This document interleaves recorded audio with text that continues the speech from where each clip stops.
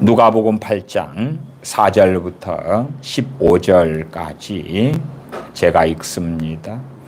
각 동네 사람들이 예수님께로 나와 큰 무리를 이루니 예수님께서 비유로 말씀하시되 씨를 뿌리는 자가 그 씨를 뿌리러 나가서 뿌릴새 더러는 길가에 떨어짐에 밟히며 공중에 새들이 먹어버렸고 더러는 바위 위에 떨어짐에 났다가 습기가 없으므로 말랐고 더러는 가시떨기 속에 떨어짐에 가시가 함께 자라서 기운을 막았고 더러는 좋은 땅에 떨어짐에 나서 100배의 결실을 하였느니라.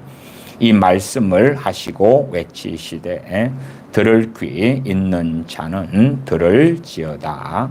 제자들이 이 비유의 뜻을 물으니 가라사대 하나님 나라의 비밀을 아는 것이 너희에게는 허락되었으나 다른 사람에게는 비유로 하나니 이는 저희로 보아도 보지 못하고 들어도 깨닫지 못하게 하려 함이니라. 이 비유는 이러하니라. 씨는 하나님의 말씀이요 길가에 있다는 것은 말씀을 들은 자니 이에 마귀가 와서 그들로 믿어 구원을 얻지 못하게 하려고 말씀을 그 마음에서 빼앗는 것이요 바위 위에 있다는 것은 말씀을 들을 때에 기쁨으로 받으나 뿌리가 없어 잠깐 믿다가 시험을 받을 때에 배반하는 자요 가시떨기에 떨어졌다는 것은 말씀을 들은 자니 지내는 중 이생의 염려와 재리와 일락의 기운이 막혀 온전히 결실치 못하는 자요 좋은 땅에 있다는 것은 착하고 좋은 마음으로 말씀을 듣고 지키어 인내로 결실하는 자니라. 아멘. 누가복음 8장의 말씀을 통하여 다시금 씨 뿌리는 비유에 대한 말씀을 살펴보려고 합니다. 전체 주제는 구원에 대한 말씀이 됩니다. 구원. 실상은 우리 많은 믿는 사람들이 주님의 그 크신 구원을 등한히 여기기 때문에 신앙적으로 병들고 잠들고 주님과 거리가 멀어지게 되는 일들이 비일비재하게 일어납니다. 과연 주님께서 씨 뿌리는 비유를 통해서 말씀하신 것이 무엇인가? 우리는 사복음서 가운데 마태복음, 마가복음, 누가복음에서 주님께서 말씀하시는 씨 뿌리는 비유가 반복되어져 왔다는 것을 압니다. 물론 다소의 차이는 있고 어떠한 말씀, 특별히 마태복음 13장에 있는 씨 뿌리는 비유는 훨씬 더 자세하게 나와 있기도 합니다. 그러나 전반적인 내용들은 대동소이합니다. 한편으로는 반복적으로 말씀이 기록되어졌다. 그렇게 우리는 알 수 있습니다. 주님께서는 더 다양하게 더 많은 말씀들을 성경에 기록해 놓으시면 우리에게 도움이 크게 될 것 같은데 왜 특별히 마태복음, 마가복음, 누가복음에서는 반복되는 말씀이 이렇게 많은가? 이렇게 많은가? 우리 믿는 사람들이 주님을 믿은 다음에 나 구원받았어. 나 주님을 영접했으니까 나 구원받았어. 그렇게 믿는 것은 옳습니다. 옳습니다. 주님을 믿는 믿음을 통하여 구원을 받습니다. 그런 다음에 이제 나 구원받았으니까 그러면서 하나님의 말씀에 무관심하고 기도하지 않고 주님을 믿는 믿음, 신앙, 하나님을 섬기는 것 기뻐하지 않고 마음에서 멀어져 버리는 일들은 많은 크리스천들에게서 흔하게 일어납니다. 왜 흔하게 일어납니까? 구원을 받은 것은 맞는데 구원을 따놓은 당상이라고 생각하기 때문에 그러합니다. 어리석게도 결혼 생활 가운데서도 남편과 아내가 상대를 사랑하고 상대에 대한 책임과 의무를 다하지 않는 일들이 벌어집니다. 태만한 배우자 측에서는 결혼했기 때문에 그 사랑이 영원할 것이라고 착각하기도 합니다. 사랑은 가꾸지 않으면 어찌 영원하겠습니까? 그래서 때늦은 후회를 하는 이들도 많지만 돌이킬 수 없는 많은 경우들이 있지요. 주님을 섬기고 믿는데 신앙에 태만하고 나태하고 그렇다면 그들은 진실로 주님 앞에 설 수 있을까? 사도 바울은 주의 종인 디모데에게 자신의 영적인 아들인 디모데에게 경건의 모양은 있으나 경건의 능력을 부인하는 자들에게서 너가 돌아서라 그럽니다.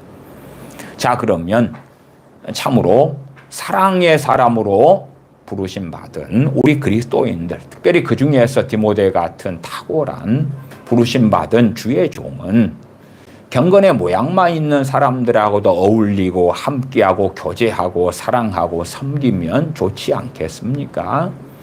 왜 경건의 모양만 있는 사람들에게서 사도 바울은 돌아서라 했을까? 나아가서 그것이 하나님의 말씀이 되어지는가? 단지 사적인 이야기로 끝나는 게 아니라 성령님의 감동으로 기록된 하나님의 말씀이 되었습니다. 경건의 모양만 있다. 그 말은 구원받지 못한다는 것입니다. 과거에는 구원받은 자였으나 경건의 능력은 없는 것이에요. 형식만 있고 심지어 죽은 교리만 있고 사변만 있고 진실로 하나님을 경외함, 그 마음에 하나님 두기를 원하고 주님과 함께 살기를 원치 않는 것입니다. 주님을 믿는 믿음에 대하여 단지 천국 가는 티켓만으로 생각합니다. 이 세상에서 돈이 많고 외모가 좋고 스펙이 좋고 그렇다면 영원히 이 세상의 삶이 지속되기를 바라는 그런 사람들이 아주 많고 그 많은 사람들 가운데 다수의 크리스천들도 그러하다는 것이 심각한 문제가 되어집니다. 주님을 믿은 다음에 그런 다음에 나 구원받았어. 물론 상당한 사람들은 어느 때가 되어서 구원의 확신이 사라져 버리는 일도 비일비재합니다. 주님 안에 거하지 않고 깨어있지 아니하고 기도와 말씀과 예배와 찬양에 등한하게 되어지고 히브리서 2장의 말씀처럼 그 큰 구원을 등한히 여기게 되어지는 것이지요. 그러면 어찌 성령님의 역사하심이 있겠습니까? 성령님께서 우리 안에 역사하실 때에 우리에게서 증거해 주시기를 하나님의 자녀인 것, 우리가 하나님의 자녀인 걸 확증하시며 증거하시며 인을 치시는데 그러한 역사하심부터 거두어지고 사라지는 것입니다.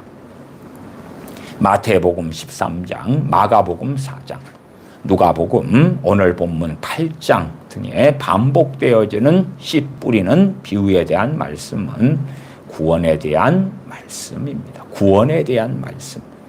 그래서 이 말씀이 구원론이다.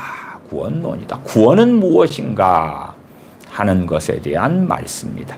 나아가서 구원받은 사람이 유감스럽게도 유종의 미를 거두지 못하고 주님을 배반하는 것도 나와 있다 하는 것입니다. 그래서 참 식상하게 보이는 씨 뿌리는 비유를 듣고 보면서도 소경되어져서 주님께서 이렇게 많이 반복적으로 하신 말씀이 어떤 말씀인지를 알지 못하는 사람들이 너무나 많습니다. 알지 못하는 것입니다. 깨닫지 못하는 것입니다. 보아도 보지 못하고 들어도 듣지 못하는 것입니다.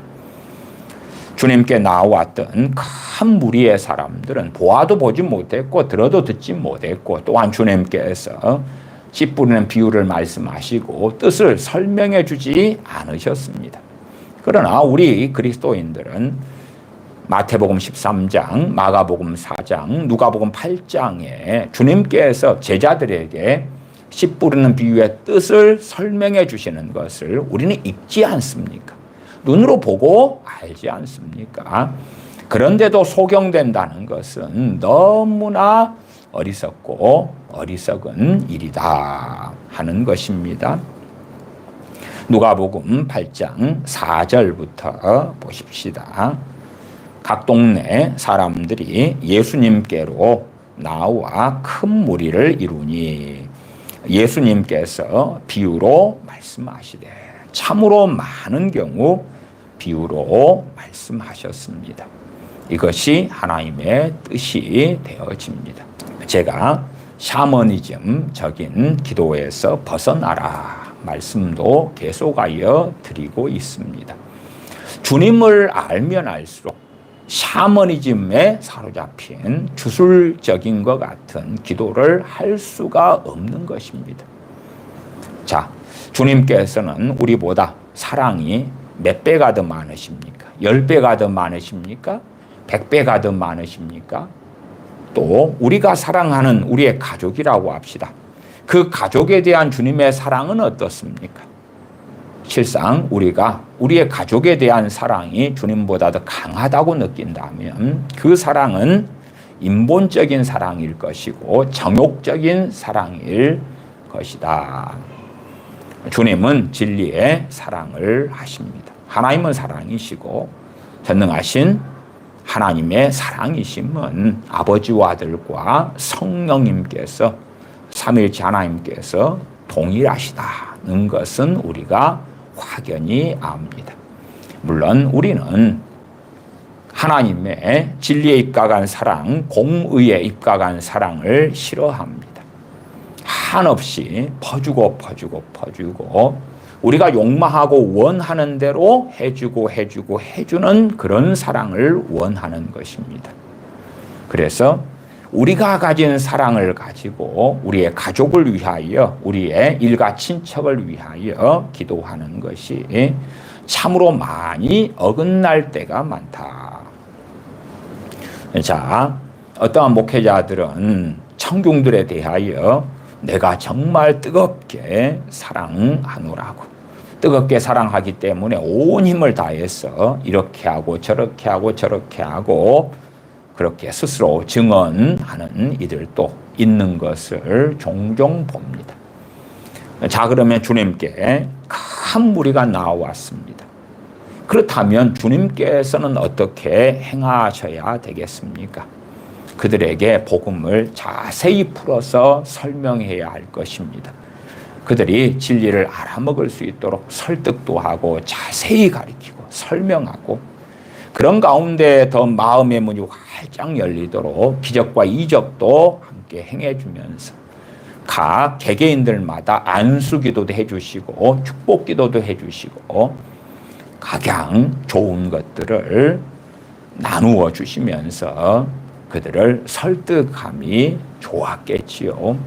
오늘 알아듣지 못하면 내일 다시 설명해 주고, 내일 알아듣지 못하면 모레 다시 설명해 주고, 그렇게 하면 얼마나 좋았겠습니까?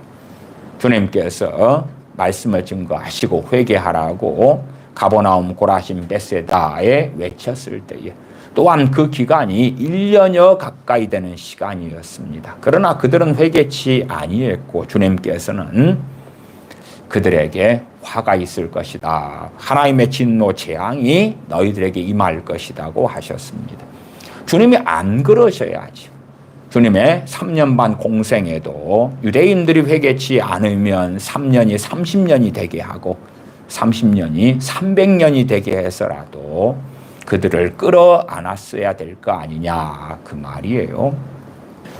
시편에서는 예루살렘을 위하여 구하라 그렇게 나왔는데 주님께서는 예루살렘을 위하여 기도하지는 않으실 망정 예루살렘에게 너희가 황폐케 되어 버림받을 것이라고 왜 선언하시냐 그 말이에요. 예루살렘이 또한 예루살렘 거민들이 회개할 때까지 가서 사랑해주고 긍휼을 베풀어주고 기적과 이적을 베풀어주고 말씀을 가르치시고 한없이 그러면 얼마나 아름답겠습니까? 씨 뿌리는 비유도 큰 무리들에게는 비유로만 말씀하신 다음에 먼저 9절 10절을 보십시다. 이에 대한 자세한 것은 마태복음 13장에 있다 그랬습니다. 간략하게만 봅니다. 9절 제자들이 이 비유의 뜻을 물으니 하물며 씨 뿌리는 비유를 제자들이 듣고도 못 알아먹습니다. 어쨌든 제자들은 주님과 함께 동거동락하면서 주님의 말씀을 계속 배워오지 않습니까? 그런데도 제자들이 못 알아듣는다면 큰 무리들은 당연하게 못 알아먹을 수밖에 없는 거죠. 못 알아먹는 말씀을 하시는 거예요. 아니 우리보다 10배의 사랑일까? 우리보다 주님의 사랑이 100배일까? 1000배일까? 10,000배일까? 이 끝이 없는 숫자로서 무량수 그런 단어도 쓰지요. 주님과 우리의 사랑의 크기를 비교하면 주님의 사랑은 무량수가 될 것입니다. 아니 그 이상이 되겠지요. 측정할 수 없고 측량할 수 없는 사랑이 되겠죠. 그런데 문제는 우리가 도무지 이해할 수 없는 것 같은 말씀을 하시는 것입니다. 그렇게 사랑하셔서 자신의 생명을 죄인들을 위하여 대속물로 주려고 오셨으면 최선을 다해서 한 명 한 명이라도 설득하고 가르치면 얼마나 아름답겠습니까? 그런데 그렇게 하지 아니하시는 것이고 그것이 아버지 하나님의 뜻이고 주님 자신의 뜻입니다. 우리는 그것을 이해하려고 하지 않습니다. 그래서 우리가 원하고 갈망하는 대로 타인을 위하여 가족을 위하여 부지런히 기도합니다. 저는 가족을 위한 기도, 이웃 형제를 위한 기도, 교우들을 위한 기도를 절대 반대하지 않습니다. 왜? 그건 성경에서 명하는 거기 때문에 반대한다면 제가 하나님의 말씀을 반대하는 어리석고 완악한 자가 될 것입니다. 타인을 위한 기도, 형제를 위한 기도를 반대하는 게 아니고 하나님의 말씀을 벗어난 기도를 반대하는 것입니다. 하나님의 말씀을 벗어난 자기의 욕망이 이루어지기 위한 가족을 위한 기도, 자녀, 남편, 아내, 부모, 형제를 위한 기도를 반대하는 것입니다. 하나님의 말씀을 알면 알수록 우리는 점점 하나님의 뜻에 따라 제한선을 보게 되고 그 제한선, 한계선이 명확해지는 것을 알아가게 됩니다. 죄인들을 위하여 자신을 대속물로 주기 위하여 오신 주님께서 누가복음 8장 10절에 그렇게 말씀하십니다. 가라사대 하나님의 비밀을 아는 것이 너희에게는 허락되었으나 허락하시는 분이 누구십니까? 아버지십니다. 하나님은 사랑이시라 하는 아버지 하나님이십니다. 사랑이신데 공의의 사랑을 하시며 진리의 사랑을 하시기 때문에 주님의 제자들에게는 허락해 주시는 것입니다. 허락해 주셔요. 그러나 큰 무리들에게는 허락해 주지 않으십니다. 물론 우리는 성경을 이제는 보는 복된 세상 속에 살아가는 것이 사실입니다만은 그럼에도 각 사람마다 동일한 성령의 역사하심이 결코 있지 않습니다. 마태복음 5장의 팔복으로 한다면 누구에게 성령의 역사가 강렬하겠습니까? 심령이 가난한 자, 애통하는 자, 의에 줄이고 목마른 자, 온유한 자, 긍휼을 베푸는 자, 마음이 청결한 자, 의를 위하여 핍박받는 자, 주님을 위하여 핍박받는 자. 그러한 자들에게 성령님께서 놀랍게 역사하십니다. 죄 때문에 애통하는 그 사람들, 심령이 가난한 그 사람들, 온유한 그 사람들, 의에 줄이고 목마른 그 사람들에게 성령님께서 역사하시는 거고, 그러한 사람들이 주님의 제자들이 되었습니다. 그래서 주님의 제자들에게는 설명을 해 주십니다. 물론 그 가운데 가룟 유다는 설명을 들었으나, 우리로 한다면 우리는 이 하나님 나라의 비밀이 씨 뿌리는 비유에 대하여 설명된 것을 읽으라. 가룟 유다가 소경인 것처럼 우리들 가운데 상당수는 보아도 보지 못하고 들어도 듣지 못하는 그런 사람이 되기 십상이 되어집니다. 10절, 하나님 나라의 비밀을 아는 것이 너희에게는 허락되었으나 다른 사람들에게는 비유로 하나니, 그 다른 사람들은 그들로, 저희로 보아도 보지 못하고 들어도 깨닫지 못하게 하려 함이니라. 보아도 보지 못하고 들어도 깨닫지 못하게 하려고 비유로 말씀한다. 이게 누구 뜻입니까? 아버지 하나님의 뜻이고 주님의 뜻입니다. 아버지의 뜻과 주님의 뜻이 결코 다르지 않습니다. 아버지의 뜻이 하나님 나라의 비밀을 제자들에게만 설명해 주시는 거기 때문에 주님께서, 아버지 하나님 왜 그러십니까? 저들은 너무나 짠하고 불쌍하지 않습니까? 저들에게도 허락해 주세요. 그렇게 한다면 아버지와 아들의 뜻이 달라지는 거겠죠. 결코 그런 적은 한순간도 없는 일입니다. 결코 그렇지 아니하고 아버지의 뜻, 아들의 뜻, 성령님의 뜻은 항상 같으셨고 일치가 되셨지요. 영원토록 그러할 것입니다. 그래서 삼일체 하나님을 우리는 당연하게 믿지요. 이러한 누가복음 8장 10절 같은 말씀은 참 난해하고 어려운 말씀이 될 것입니다. 제가 이런 부분에 대하여 마태복음 13장, 특별히 마태복음 강해를 한 160 몇 번의 시간을 몇 년 전에 쭉 말씀드리면서, 특별히 그 부분 마태복음 13장에 대한 강해 설교를 통하여 그런 부분들을 상당히 말씀드리기도 했습니다. 다시 이제 씨 뿌리는 비유 말씀을 보십시다. 5절입니다. 5절. 씨를 뿌리는 자가 그 씨를 뿌리러 나가서 뿌릴새 더러는 길가에 떨어짐에 밟히며 공중의 새들이 먹어버렸고, 씨를 뿌렸는데 길가에 더러는 떨어졌다.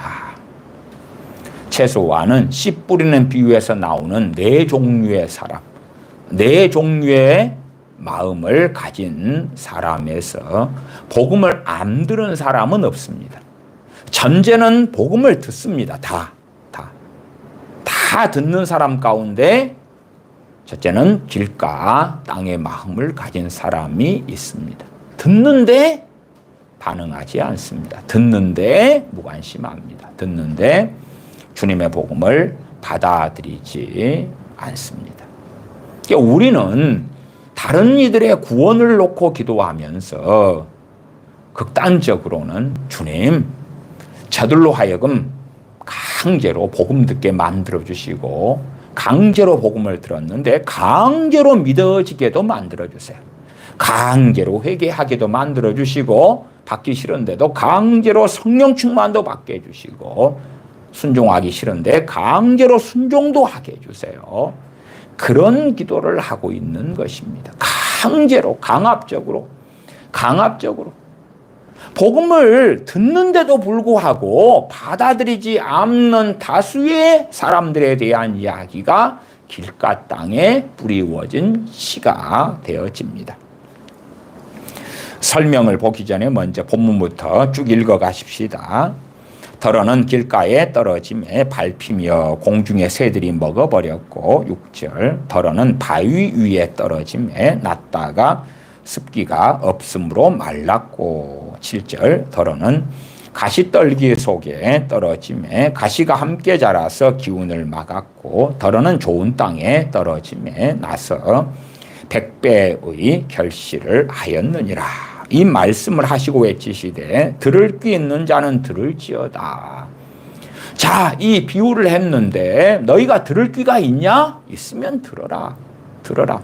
이걸 깨달을 수 있냐? 그럼 깨달아 봐라. 깨달아 봐라. 말씀하시는 거지요. 그러나 그 큰 무리들에게는 설명해 주지 아니하십니다. 그 설명해 주지 않으시는 이유가 허락되지 않았다는 거. 허락되지 않았어. 하나님 나라의 비밀을 듣는 것을 허락되지 않았다 하는 것입니다. 그렇기 때문에 우리가 내 가족이나 타인들을 위해 기도하지만 그들에게 하나님의 긍휼과 자비가 은혜가 어느 정도까지 허락되어 있는지 우리가 모른다 그 말이 몰라. 내가 원하는 막무가내 속에서 이렇게 저렇게 가장 좋은 최상의 것들을 내 가족이기 때문에 건강도 해주시고 부귀영화도 주시고 믿음도 주시고 믿음도 좋게 해주시고 성령 충만도 되게 해주시고 새 사람도 만들어 주시고 또한 세상에서 멋지고 아름답고 행복한 삶을 살게 해주세요. 가장 좋게 보이는 것들만 모아가지고 하나님께 아뢰다 해도 과연 그것이 가당할 것 같으냐. 잠언 27장 22절의 말씀을 읽어드리면 미련한 자를 곡물과 함께 절구에 넣고 공의로 찢을지라도 그의 미련은 벗겨지지 아니하느니라. 우리의 자녀가 미련한 자일지 내 남편과 아내가 미련한 자일지 내 부모 형제가 미련한 자일지 내가 기도하는 대상이 미련한 자일지 어찌 압니까? 물론 하나님의 말씀을 잘 깨달아가고 알아가는 사람이라면 저 사람이 미련한 사람이구나 그걸 알죠. 또한 미련한 사람들에게도 얼마간의 기회의 시간들이 오는 것도 발견합니다. 그들의 삶의 질병의 문제, 연약함의 문제, 재정적인 환란의 문제, 건강상의 문제, 가정상의 고난의 일 등 그러한 여러 일들을 만날 때 어떤 사람은 마음이 겸손해지고 낮아집니다. 그럴 때 이제 미련한 자에게 하나님의 은혜의 문이 얼마간 열리는 것을 보게 되지요. 그때에 우리가 그들을 위하여 기도할 때에 하나님의 은혜가 얼마간 주어질 수가 있습니다. 그렇다 해서 그들이 주님을 믿지만 다수의 사람들은 잠깐 믿다가 시험을 받을 때에 배반하는 사람 같은 돌 위에 뿌리워진 씨가 되는 사람이 되는 것을 봅니다. 마찬가지로 가시덤불에 뿌려진 씨. 그래서 결국은 결실하지 못하는 그런 사람이 대다수가 되는 것을 봅니다. 이 땅은 각 사람의 마음을 이야기하는데 마음의 상태에 따라서 어떨까가 틀려지는 것이지요. 고등학교 3학년 된 학생들이 다 좋은 대학을 가고 싶다고 합시다. 그러면 좋은 대학을 가는데 출발선이 다르지 않습니까? 고3은 되었는데 어떤 학생은 성격 관리를 잘 해와서 내신이 좋은 학생이 있고 어떤 학생은 내신도 좋지 아니하고 아예 공부에 기초도 없고 그런 학생도 있고 다양할 것 아닙니까? 그러한 것처럼 각 사람이 살아왔던 인생의 반영이 인생의 열매가 그 사람의 마음밭이에요. 그 사람의 마음밭. 무엇을 뿌렸고 어떠한 생각, 어떠한 마음. 그래서 그런 것을 일반적으로는 인격 혹은 인성이라 그럽니다. 어떠한 인격을 갖추었냐 하는 거. 어떠한 인격을 갖추었냐. 어떠한 마음을 가진 사람이냐. 그것이 땅에 대한 이야기. 네 가지 땅에 대한 주님의 말씀인 거예요. 그렇기 때문에 우리의 자녀가 어릴 때에 마음밭이 좋도록, 마음이 좋도록 그렇게 만들어 가는 것이 맞지요. 어떻게 온유한 마음, 어떻게 긍휼을 행하는 사람으로 사는 마음, 탐심, 욕심, 탐욕, 그런 어리석음으로 사는 것이 아니라 심령이 가난한 사람으로 만족하는 걸 배우고 감사하는 걸 배우고 하나님께 찬양하고 노래하는 걸 배우고 욕심들을 내려놓는 걸 배우고 그렇게 하면서 마음밭을 잘 가꾸어 갔을 때에 하나님의 말씀의 씨가 떨어지면 좋은 결실을 하게 된다. 그 말이 어떤 사람이냐.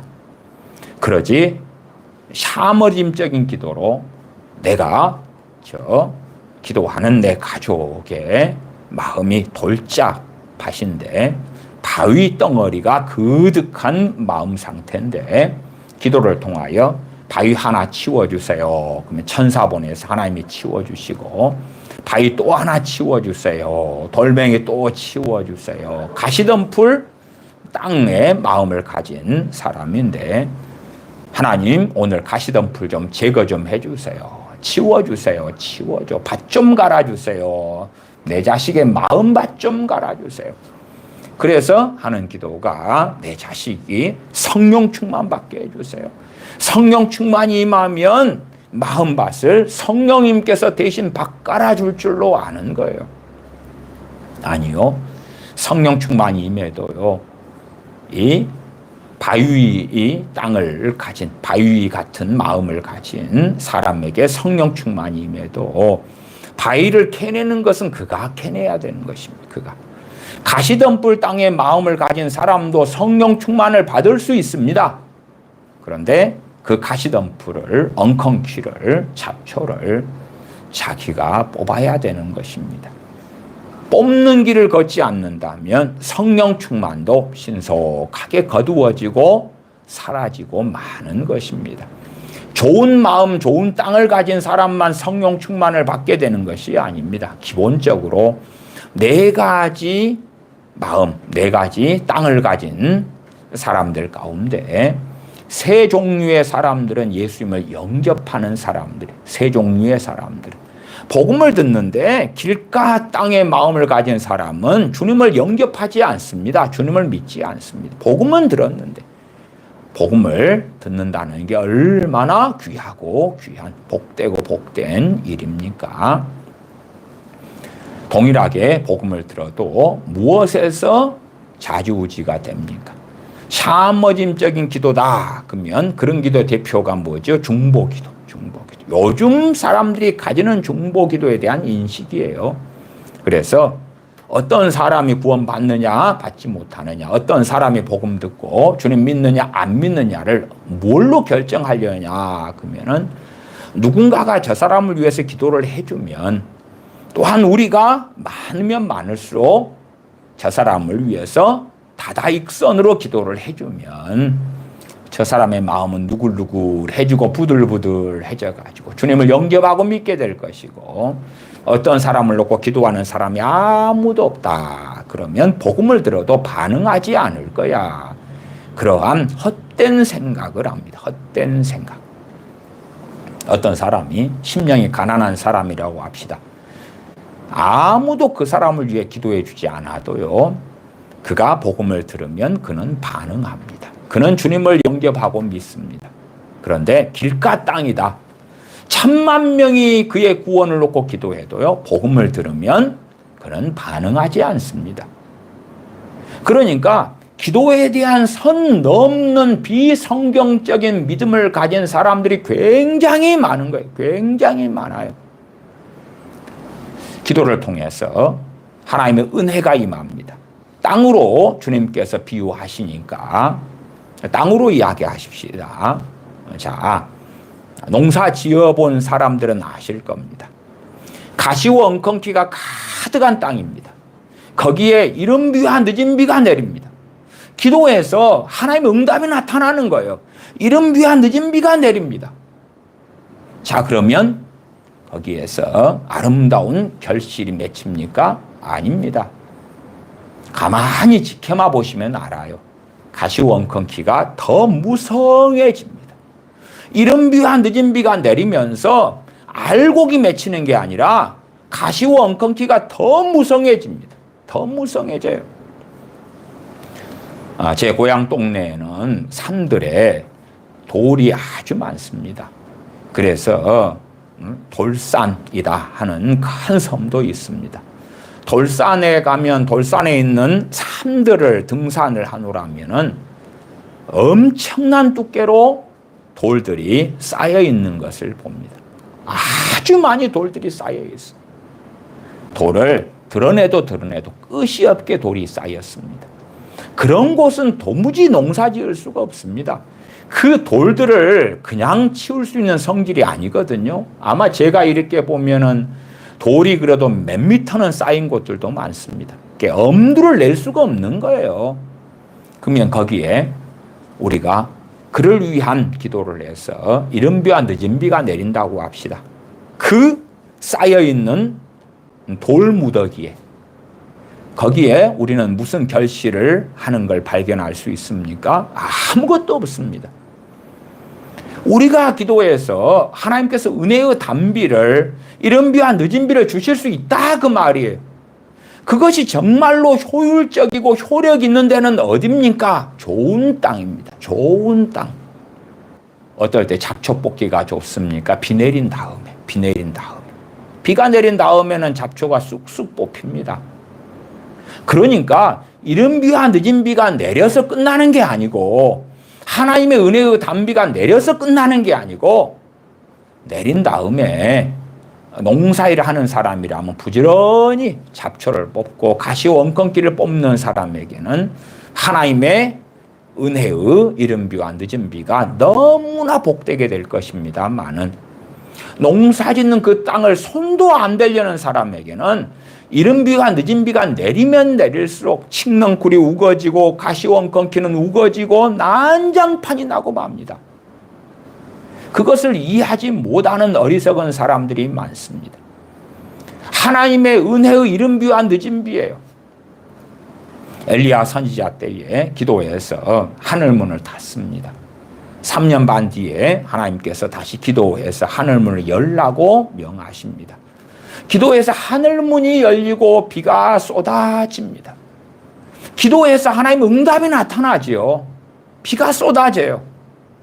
자, 그러면 자연적으로 밭에서는 아름다운 알곡이 맺힙니까? 아니지요. 비가 쏟아지는 걸 이용해서 풍부한 물을 이용해서 농사를 제대로 잘 짓는 사람이죠. 우리식으로 하면 논이 있다면 그 물을 논에 댄 다음에 논을 잘 갈아엎고 거기에 모내기를 한다든지 그렇게 해야지. 물만 풍성해졌다. 그리고 가만히 놔뒀는데 모내기도 하지 않았어요. 벽실을 뿌리지도 않았어요. 밭에 논에가 무엇만 있겠냐 그 말이에요. 잡초만 무성하게 되는 무성하게 돼. 무엇이 있단 말입니까 거기에. 그러니까 어떤 사람들에게 그들을 위하여 우리가 기도해도 그래서 하나님의 은혜의 단비가 이른 비와 늦은 비가 내렸다고 합시다. 그래서 변화된다는 이야기입니까? 아니올시다. 오히려 가시와 엉겅퀴가 그득해지는 일들은 너무나 많은 거예요. 불신자 자녀를 위해서 우리가 그런 기도를 했다고 합시다.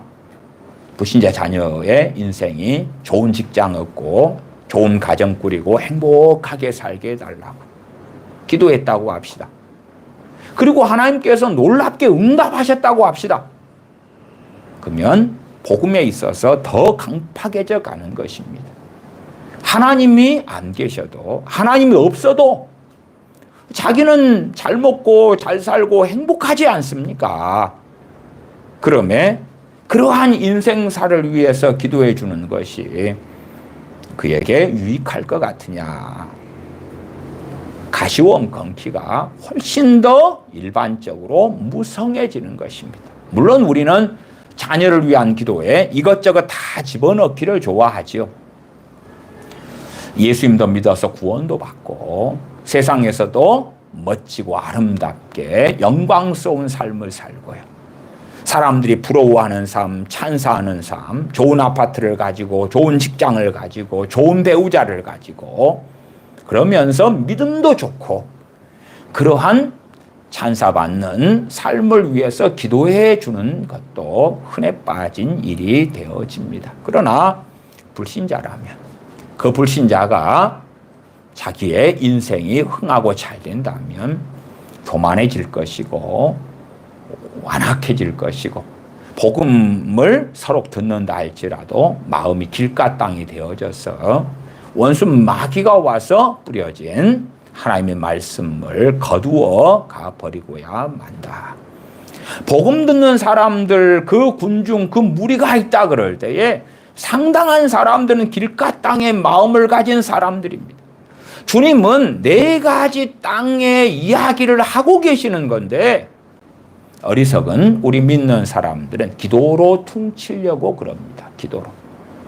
우리의 자녀가 어떠한 마음을 가진 사람들로 자라나느냐 하는 것이 중요한 거예요. 어떠한 마음, 어떠한 심성을 가졌느냐가 중요한데 관심이 없어요. 관심이 없어. 내 자식을 잘 먹이고 잘 입히고 잘 교육시키고 좋은 대학 가게 하고 좋은 직장 얻게 하면 와, 잘 됐다. 그 다음에 내 자녀가 구원받는 것은 내가 위에서 기도해 주면 되지. 주님 만나주세요. 주님 만나주세요. 그렇게 하면 되는 걸로 망상을 합니다. 망상을 해요. 마태복음 5장의 팔복은 전혀 보지를 않습니다. 관심이 없는 것입니다. 주님께서 말씀하신 팔복에 어떠한 자들이 복이 있다 하는 것을 안 보는 것이, 안 보는 것. 우리는 거기에 더하고 싶습니다.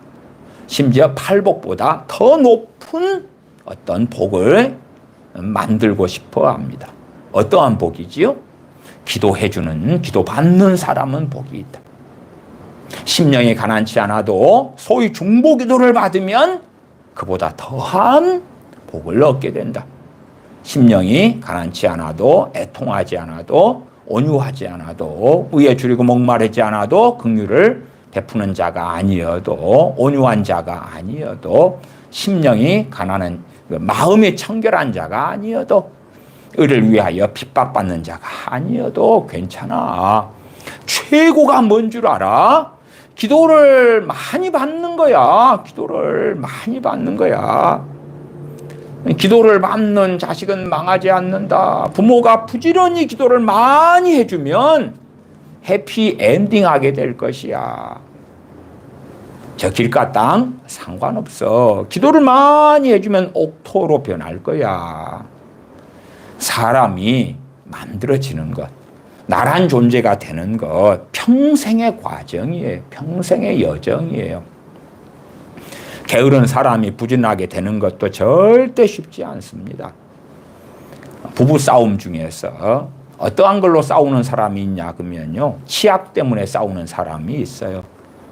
한 사람, 특별히 주로 이제 아내 되는 분들은 치약을 끝에서부터 이렇게 조금씩 짜는 경향이 상당히 있고요. 남편 되는 이들은 중간에서 꽉 눌러가지고 치약을 쓰는 사람이 있고, 물론 반대가 되기도 합니다.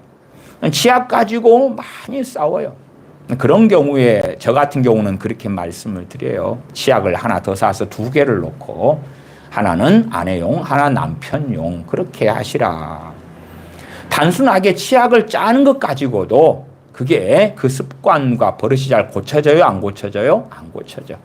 치약을 가운데서 그냥 확 눌러버리는 거예요. 눌러버려. 한 배우자는 다시 끝에서부터 말아가면서 쓰고, 한 배우자는 그렇게 잘 해놨는데 확 눌러가지고 이상한 모양을 만들고, 그런 것도 잘 안 고쳐지는 거예요.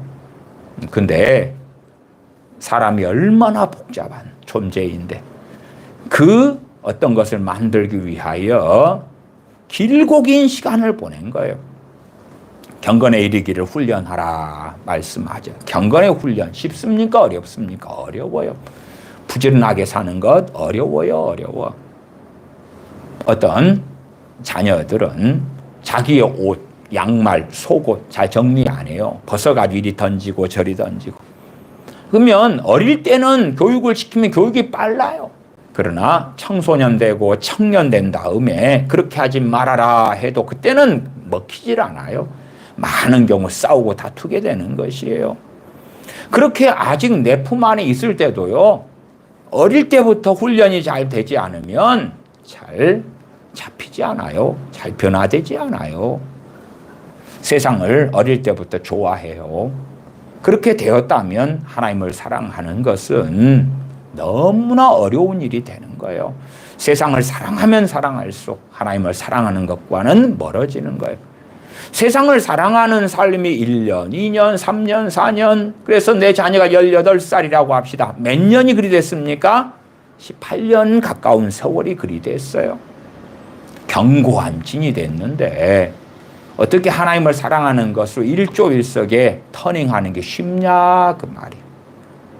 하나님의 놀라운 은혜로 그런 자녀가 18살 된 그 자녀가 주님을 영접할 수도 있어요. 심지어 성령 충만을 받을 수도 있어요. 그러나 그 견고한 진은 잘 깨지지 않습니다. 오히려 쉽게 은혜를 까먹고 성령 충만도 쉽게 사라지고 말아요. 지금 시대는 더 그렇습니다. 제 어린 시절이다 그러면은 제대로 텔레비전도 없었고 전기도 제대로 없었고 수도도 제대로 없었고 그러니까 세상에 누릴 만한 것들이 그렇게 많지 않았어요. 더군다나 빈민촌 같은 가난한 척박한 곳에서 산 사람들은. 그래서 심령이 가난케 되기가 그나마 쉽기도 했지요. 그러나 지금의 세대는 실제로 재정적으로 가난하다 할지라도 인터넷을 통하여 유튜브를 통하여 SNS를 통하여 온갖 것들의 욕심이 들어오는 거예요.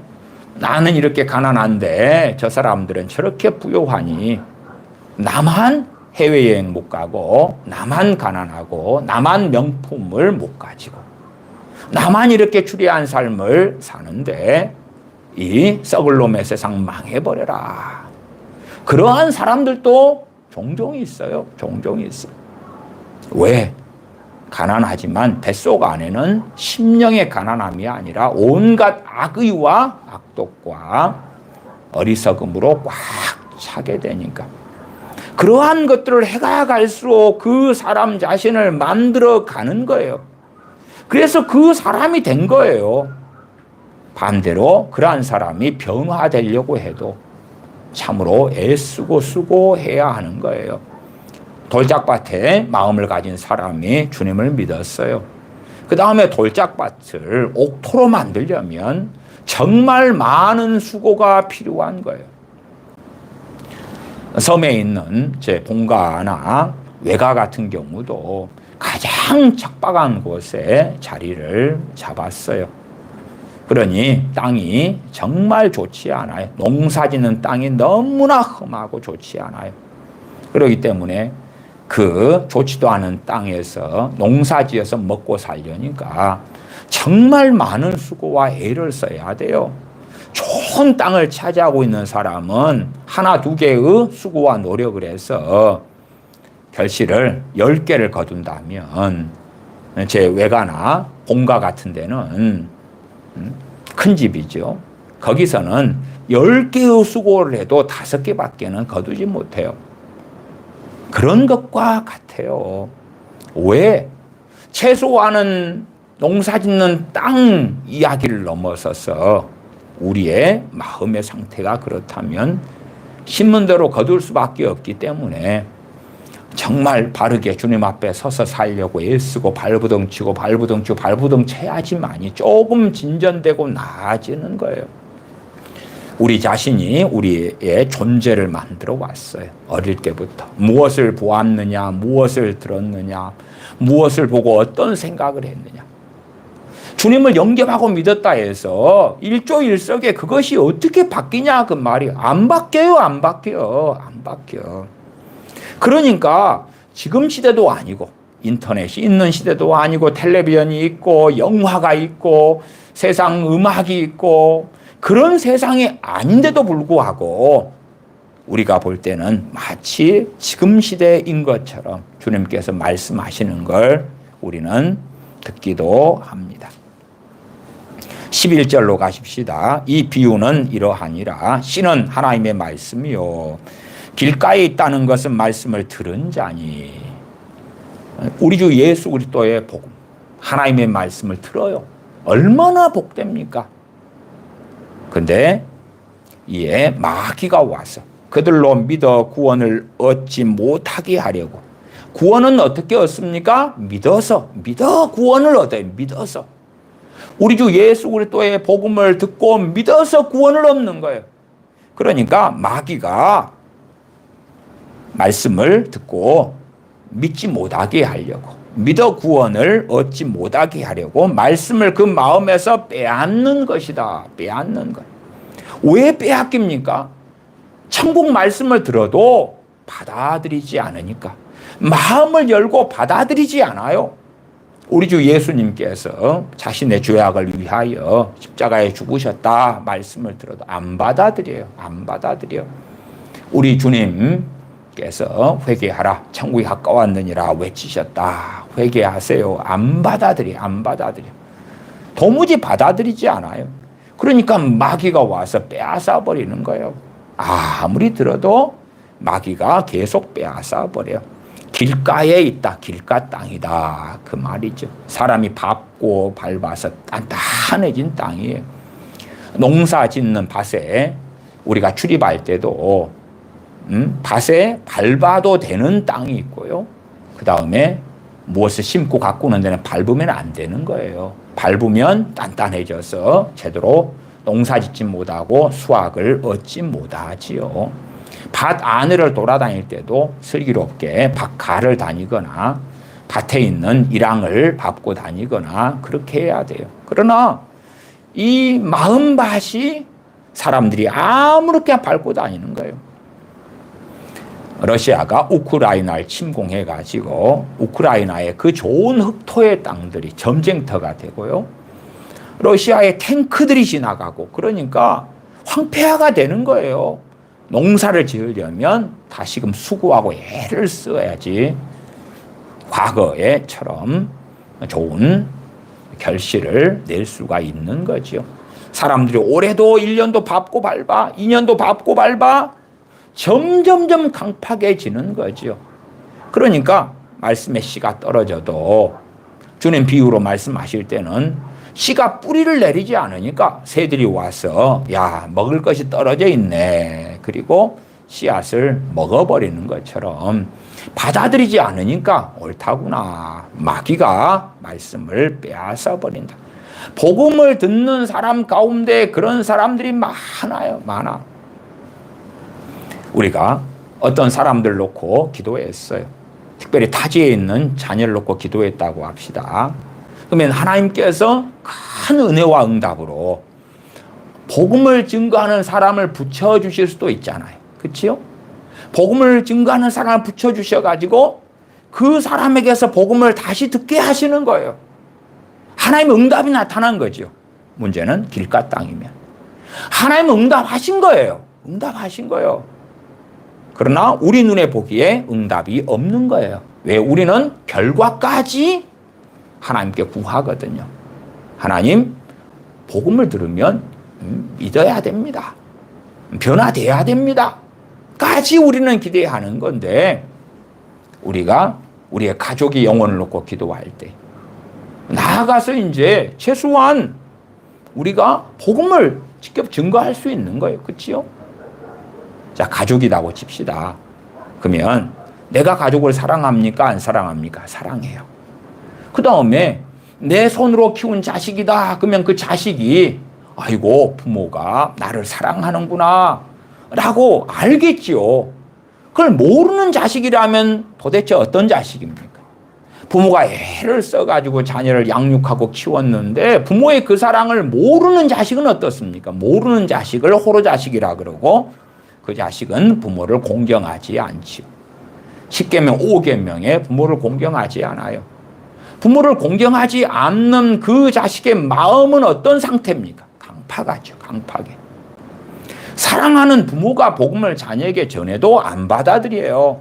그런데 길 지나가는 타인이 복음을 전하면 받아들이겠습니까? 그럴 리가 없죠. 그럴 리가 없어. 나중에 인생사에서 큰 비극을 만난 다음에 그 다음에는 마음이 약간은 열려가지고 복음을 듣고 받아들일 여지는 있죠. 물론 복음을 듣고 받아들여서 주님을 영접하고 구원받을 수 있는데, 그러나 바위 위에 씨가 떨어진 것처럼 13절 같은 상황도 흔하게 일어납니다. 13절, 바위 위에 있다는 것은 말씀을 들을 때에 기쁨으로 받으나 뿌리가 없어 잠깐 믿다가 시험을 받을 때에 배반하는 자요. 잠깐은 어떻게 합니까? 믿어요, 믿어. 잠깐 믿었으니까 잠깐 그 기간에는 구원을 받았다, 그 말이에요. 잠깐 믿는 그 기간에 여차여차해서 죽었다면 천국에 들어갑니다. 잠깐 그 믿는 기간에 주님 재림하신다면 들림받습니다. 들림받아요. 잠깐 믿을 때에, 그때에는 구원을 받은 사람이니까, 하나님의 자녀니까, 천국을 유업으로 받은 자니까. 근데 잠깐 믿다가 뿌리가 없어서 씨앗으로 한다면 뿌리가 없으니까 잠깐 믿었는데 싹이 났는데 곧 죽어버리는 거예요. 곧 죽어버려요. 죽은 신앙, 죽은 믿음이 돼버리는 거예요. 구원을 상실하죠. 명확하게 13절에서는 배반하는 자다. 배교자죠. 배교자. 바위 위에 하나님의 말씀, 천국 말씀이 떨어졌는데 배교자가 되고 마는 거예요. 잠깐은 믿어요. 잠깐은 믿어. 그 가운데 경건의 모양이 있는 자들이 있죠. 경건의 능력은 없어.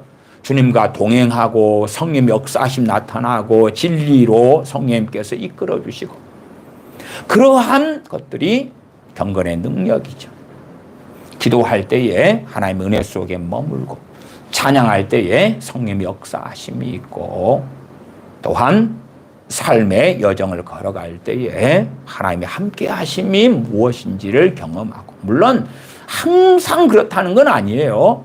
우리 믿는 사람들이 얼마나 많이 잘 넘어지고 다시 일어나고 어리석어지기도 하고 죄를 짓기도 하고 하지만, 주님을 사랑하는 사람들은 다시 일어납니다. 다시 일어나서 그 길을 걸어갑니다.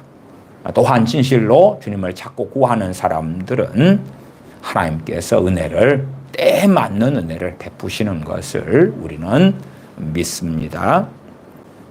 그래서 13절에 바위 위에 있다는 것은 말씀을 들을 때에 기쁨으로 받으나, 기쁨으로 받아. 주님의 복음을 들을 때 기쁨으로 받아.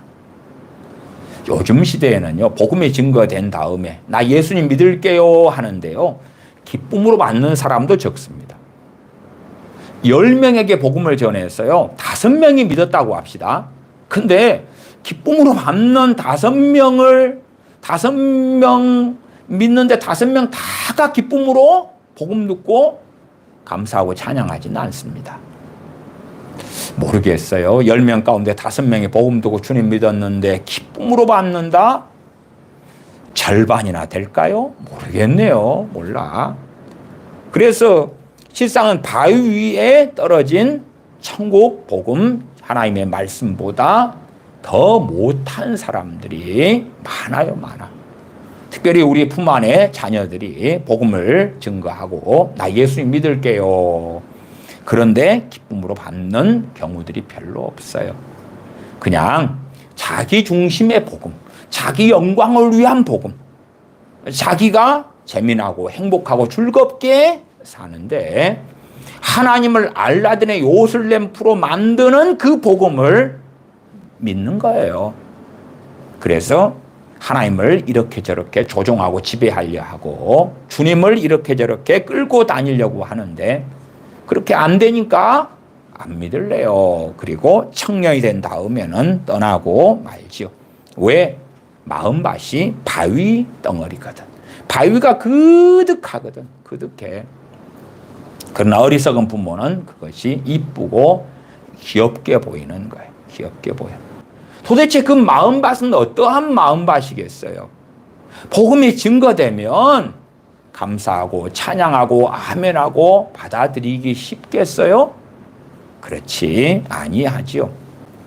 그래서 바위 위에 씨가 뿌려졌을 때에 말씀을 들을 때 기쁨으로 받으나 뿌리가 없어 잠깐 믿다가 잠깐 믿어요. 그 잠깐이 얼마간의 기간인지는 몰라요. 그래서 바위 위에 씨가 뿌려졌으면 그걸 빨리 바위를 걷어내고 치워야 되는데 그 존재 자체에 자신의 됨됨이기 때문에 그 변화가 쉽지 않죠. 제가 그래서 농사 짓는 땅으로서 비유하여 설명하기도 했어요. 쉽지 않아요. 쉽지 않아. 묵은 땅을 규경하는 것이 차라리 농사 지을 때의 묵은 땅이라면 쉬워요. 쉬워. 경기를 동원하고 트랙터를 동원해서 오타를 치고 갈아엎으면 되는 거예요. 옛날 같으면 소에다가 쟁기를 매가지고 갈아엎으면 되는데 꽹이질 꽃꽹이질하고 호미질 해가지고 갈아엎으면 되는데 물 뿌리고 거름 주고 하면 되는데 사람의 마음밭은 그 짧은 기간 동안에 형성되고 만들어진 게 아니거든요. 그러니까 사람의 변화는 너무나 어렵고 주님을 믿은 다음에도 주님을 떠나버리는 거예요. 떠나버려. 주님을 네 종류의 땅, 마음을 가진 사람 가운데 세 종류의 사람이 주님을 믿었어요. 그리고 구원받았어요. 그러나 결국은 그 중에서 두 종류의 마음을 가진 사람들은 주님을 배반하고 떠나버리고 말았어요. 구원받지 못했단 말이에요. 이 구원에 대한 말씀을 주님께서 계속 하고 계시는 거예요. 마태, 마가, 누가복음에, 물론 요한복음도 마찬가지입니다. 그러나 마태, 마가, 누가복음은 공간복음이다 해서 공통된 동일한 말씀, 비슷한 말씀들이 계속 반복적으로 되어져 있는 걸 봐요. 왜 반복하시겠습니까? 그만큼 중요하기 때문에 그래요. 주님께서 반복하신 상당한 말씀들이 구원에 대한 말씀을 하고 계시는 거예요.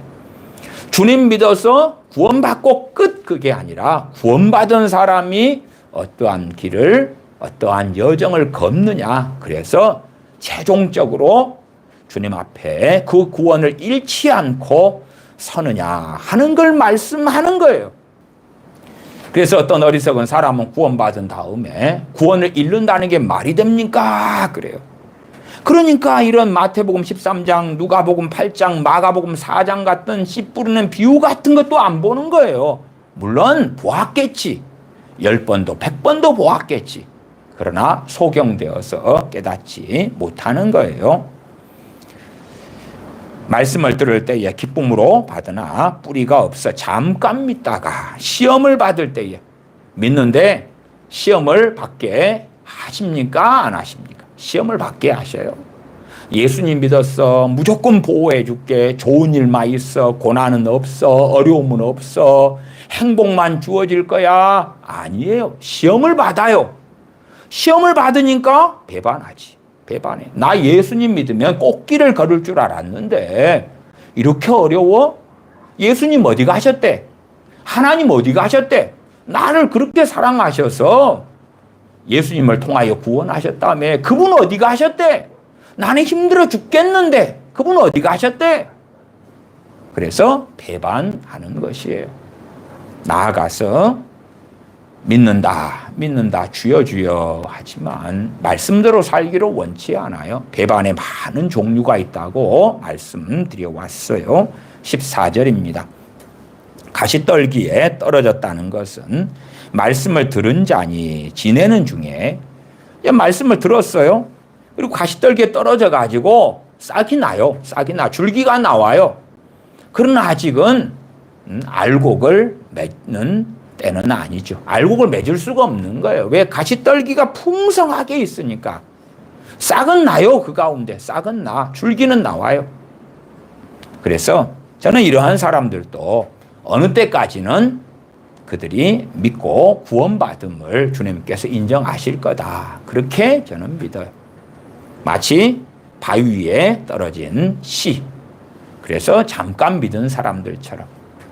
그러나 이제 싹이 나고 줄기가 났는데 어느 때 결실을 해야 될 거 아니에요. 언제까지나 하나님께서 기다리시는 게 아니니까요.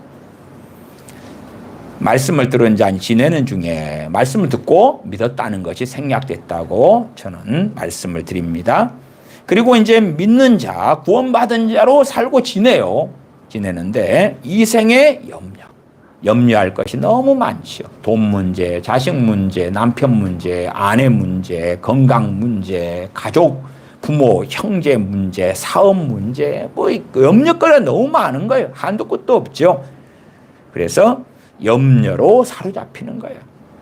이때 한숨 쉬고 저때 한숨 쉬고 어쩌면 좋나 저쩌면 좋나 온갖 그런 걸로 살아가는 거예요. 구원이 시작부터 끝까지 하나님의 말씀이 구원에서 시작해서 구원에서 끝난다 하는 걸 알면 이 세상에서 무엇을 먹을까 마실까 보다도 믿음을 가지고 구원 얻는 이 믿음을 가지고 주님 앞에 끝까지 살아가서 그 믿음을 지키고 처음 사랑을 지키고 주님을 만나야 하는 것을 그 중요성을 그것이 얼마나 인생에서 그 무엇과도 바꿀 수 없는 것임을 말씀을 통하여 깨달아야 되는 거예요. 깨달아야 돼. 먹는 것, 입는 것, 마시는 것보다 주님을 믿는 믿음 신앙이 말할 수 없이 천만 배, 억만 배 이상 중요하구나. 주님을 붙잡고 주님을 사랑하는 가운데 진리의 길을 걷는 것, 그것을 그 어떤 것하고도 바꿀 수 없는 거구나. 그 길을 주님과 함께하는 주님을 따르는 길을 걷는 것, 그렇게 살다가 주님 앞에 서야 한다는 것, 그것이 구원의 길이고 구원의 여정이라는 것을 명심해야 되는 거죠. 그런 길을 걷지 않는다면 그 사람은 가시떨기에 떨어진 씨앗처럼 결실하지 못하는 자가 되고야 말 것이다. 죽었는데, 그렇게 경건의 모양만 가지고 죽었는데, 그러나 삶에서는 염려로 가득해. 그 다음에 재리, 물질, 돈. 점점점 돈이 있으면 잘 먹고 잘 살게 되죠. 그러나 그리스도인들이 돈 하고 산다면 돈이 하나님 자리를 대신하게 되겠지요. 돈은 중요해요. 그러나 결코 신앙보다 믿음보다 나아가 우리 주 예수 그리스도보다 전능하신 아버지 하나님보다 결코 더 중요할 수 없죠. 돈보다 주님 믿는 믿음이, 돈보다 진리가, 돈보다 찬양함이, 돈보다 성령님이, 돈보다 성령 충만이, 돈보다 하나님의 은혜가, 돈보다 기도하는 것이, 돈보다 찬양하는 것이, 돈보다 하나님 앞에 머무는 것이 100배, 1000배, 10,000배 이상 더 중요하다, 더 귀하다 하는 것입니다. 일락의 기운이 막혀. 일락은 요즘 번역 성경들은 쾌락 그렇게 했습니다만은 상당히 많은 믿는 사람들은 나는 쾌락에는 안 빠졌어요 할 테니까 일락, 세상 즐거움이다 이렇게 말씀을 드리겠어요. 그것이 여행이라는 껍질을 쓰고 있든지, 그것이 맛있는 걸 먹고 야식을 시켜 먹고 자녀들과 가족들과 함께 가족 여행을 가고 놀이공원을 가고 산책을 하는 것, 그런 것의 껍질을 쓰고 있을 수도 있어요. 정말 그런 것들을 누리면서 즐거워할 수 있는데 하나님을 나는 즐거워하는가? 하나님의 진리의 말씀을 나는 즐거워하는가? 예배가 내 놀라운 기쁨과 즐거움의 원천인가? 찬양이 내게 기쁨을 가져오는가? 하나님 앞에 머물고 있는 것이 나의 기쁨이 되는가? 그렇지 않고 그런 것들은 없는데 여행하니 너무 좋고 맛집에 가니 너무 좋고 쇼핑을 하니 너무 좋고 가족과 함께 꽃구경을 가니 너무 좋고, 그렇다면 그 사람은 일락에 빠진 사람이에요. 드라이브를 하는 게 너무 좋고 좋은 차를 사니까 너무 좋고 내 집에 인테리어를 하니까 너무 좋고 친구들과 만나니까 너무 즐겁고 좋은데 내게 우선순위가, 나아가 최우선순위가 주님과 함께 만나는 것, 주님 안에 거하는 것, 주님을 기뻐하는 것, 전능하신 아버지께 노래하며 찬양하는 것, 예배하는 것. 하나님의 말씀을 상고하는 것이 내 기쁨과 즐거움이 아니라면 나는 일락에 빠져 있는 사람이에요. 그리고 그러한 삶이 계속된다면, 그리고 그러다가 죽었다면, 그러는 삶을 계속 사는 중에 주님 재림하신다면 주님 앞에 서지 못할 것이다. 15절, 좋은 땅에 있다는 것은 착하고 좋은 마음으로 말씀을 듣고, 말씀을 듣는데 착한 마음으로, 사람이 착한 마음을 가진 사람이 되려면 쉽습니까? 어렵습니까? 어려워요. 한 사람의 인격이라는 것은 가식하고 포장할 수 있을지 몰라도요, 정말 쉽지 않습니다. 이 마음이 삐뚤어지고 잘못된 사람들은요, 다른 사람들, 믿음의 형제들과의 관계를 좋게 가지지도 못해요. 그 다음에 쉽게 미혹에 빠집니다. 쉽게 미혹에 빠져요. 물론 자신은 나는 착하고 좋은 마음을 가졌다 착각할지 몰라도 미혹에 쉽게 빠지는 사람들은 성령님의 역사하심과 도우심을 제대로 받을 수 없는 사람들이기 때문에 그래요. 왜? 착하고 좋은 마음이 아니기 때문에. 우리 믿는 사람들 때때로 미혹에 빠질 수 있어요. 그러나 하나님의 은혜 속에 있는 사람은 금방 돌아와요. 금방 돌아오게 해요. 누가 완벽한 삶을 살겠습니까? 다시금 돌이키도록 은혜를 주시는 것을 누리지요. 좋은 땅에 있다는 것은 착하고 좋은 마음으로 말씀을 듣고 지키어 인내로 결실하는 자니라. 인내하는 믿음을 복되다 하나니. 주님을 믿고 주님을 사랑하고, 그러나 세상의 부귀영화를 누리지 못해도, 심지어 밭에 주님을 믿는데도 소출이 많지 않아도, 외양간이 있는데 거기에 소가 없어도, 우리의 양이 없어도, 그렇게 고단한 삶을 살아도 인내하는 거예요. 찬양하기를 멈추지 않고, 예배하기를 멈추지 않고, 하나님 말씀을 사랑하고 말씀을 깨닫고 진리의 길을 걷는 것을 멈추지 않는 사람들, 그런 사람들이 좋은 땅에 마음을 가진 사람들이고, 그 좋은 땅에 하나님의 말씀이 뿌려지는 거예요. 말씀을 듣고 지키어, 말씀을 듣고 지키는 거예요. 그러나 안 좋은 땅을 가진 사람들은요, 말씀을 가지고 자기의 권리를 주장하려고 그래. 자꾸만 이 말씀을 가지고 믿습니다, 이대로 하나님 하세요, 약속을 지키세요, 그렇게 문맥을 떠나서 잘라내가지고 자기 욕망을 이루는 도구로 하나님 말씀을 사용해요. 그러나 좋은 땅, 좋은 마음, 밭을 가진 사람은 말씀을 듣고 지키는 것, 말씀을 듣고 순종하는 것이 포인트인 거예요. 이 말씀대로 내가 어떻게 살까? 사는 그 걸음걸음이 쉽진 않아도 인내로 결실하는 그 길을 걷는 것이에요. 그래서 씨 뿌리는 비유, 4가지 땅을 가진 비유로 말씀할 때는 최종적으로 천국에 입성하는 것, 구원받는 것이 참 어렵구나. 지금 주님 믿어가지고 구원받는 건 굉장히 쉽구나.